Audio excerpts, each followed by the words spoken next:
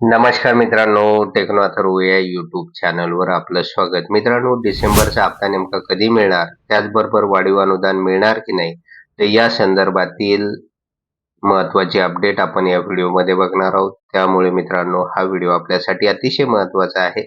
Video पूर्ण बघा, तरच आपल्याला कळेल की आता डिसेंबरचा हप्ता आपल्या खात्यावर कधी जमा होणार. तर मित्रांनो, व्हिडिओला सुरू करण्यापूर्वी नेहमीप्रमाणे एक विनंती करेल, जर आपण या चॅनलवर नवीन असाल तर चॅनलला सबस्क्राईब करा, व्हिडिओला लाईक करा आणि हा व्हिडिओ जास्तीत जास्त लाभार्थ्यांपर्यंत शेअर करा. तर वेळ न घालवता व्हिडिओ सुरू करूया आणि बघूया ती बातमी.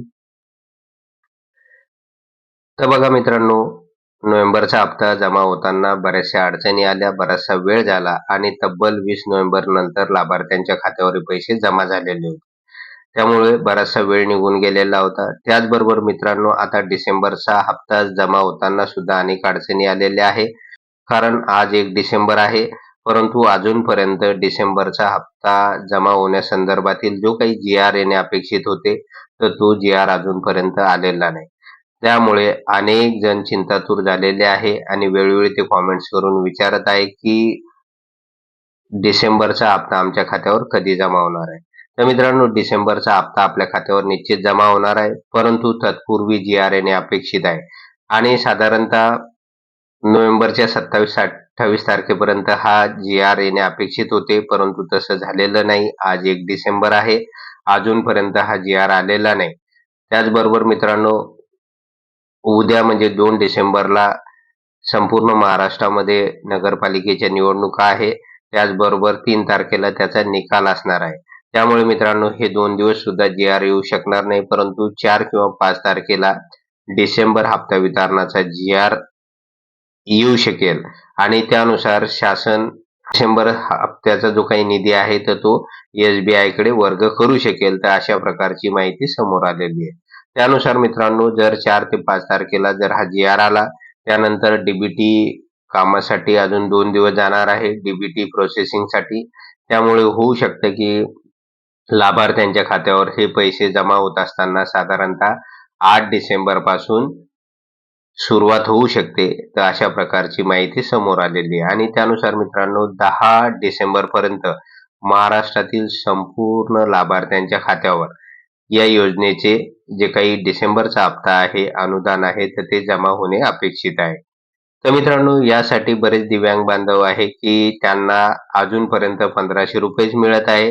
त्यामुळे ते विचारणा करत आहे की ऑक्टोबर आणि नोव्हेंबर या दोन्ही महिन्याचे जे काही वाढीव अनुदान आहे, तर ते अजूनपर्यंत आम्हाला मिळालेले नाही, तर ते आम्हाला मिळणार का? तर मित्रांनो, निश्चित हे अनुदान सुद्धा आपल्याला मिळणार आहे. तो तुमचा राईट्स आहे, तो तुमचा अधिकार आहे.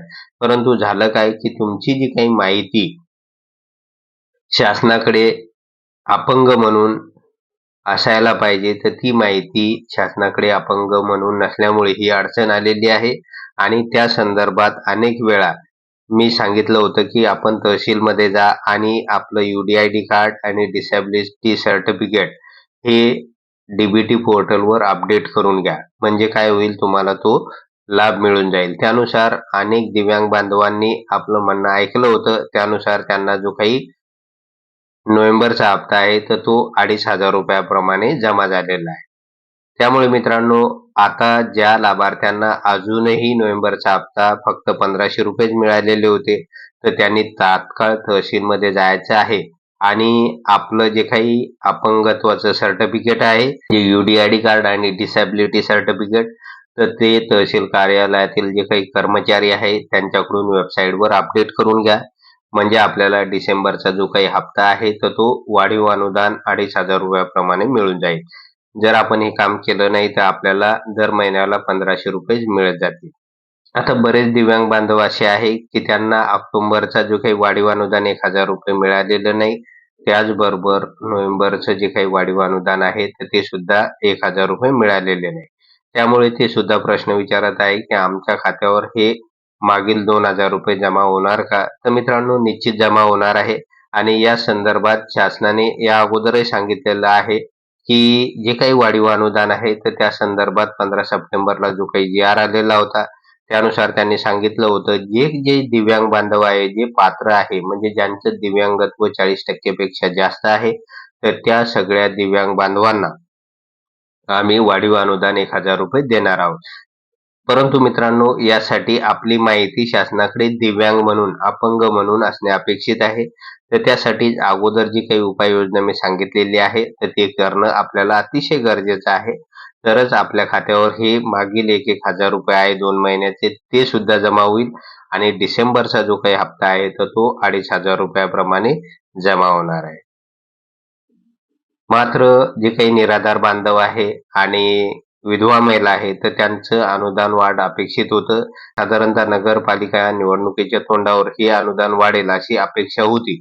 परंतु तसं काही झालेलं नाही. शासनाकडे अतिरिक्त फंड नसल्यामुळे या योजना चालवणे अतिशय अवघड झालेलं आहे आणि सामाजिक न्याय विभागाचा मोठा निधी शासनाने इतर योजनांसाठी या निवडणुकीच्या काळामध्ये वळवलेला असल्यामुळे निराधार बांधवांचे पैसे वेळेवर जमा होताना दिसत नाही. तर अशा प्रकारची अडचण सुद्धा आलेली आपल्याला दिसून येईल.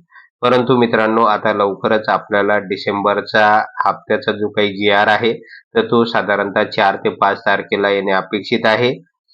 तो पाहायला मिळेल आणि त्यानुसार प्रोसेस होऊन साधारणतः 8 डिसेंबरपासून आपल्या खात्यावर या योजनेचे पैसे जमा होतील आणि साधारणतः 10 डिसेंबरपर्यंत महाराष्ट्रातील संपूर्ण लाभार्थ्यांच्या खात्यावर या योजनेचा जो काही डिसेंबरचा हप्ता आहे तर तो जमा होईल. तर मित्रांनो, अशा प्रकारे महत्त्वाची अपडेट होती आणि या संदर्भात जे जे काही वेळोवेळी अपडेट येतील तर ते अपडेट आपण आपल्या चॅनलवर दाखवत राहणार आहे.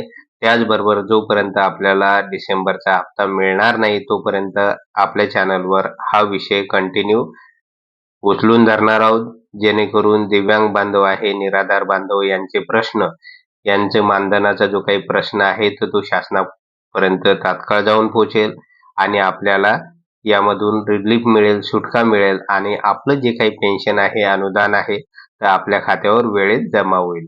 तर मित्रांनो, अशा प्रकारे महत्त्वाची अपडेट होती. जर आपणास हा व्हिडिओ आवडला असेल तर व्हिडिओला लाईक करा, चॅनलला सबस्क्राईब करा आणि हा व्हिडिओ जास्तीत जास्त लाभार्थ्यांपर्यंत शेअर करा. धन्यवाद.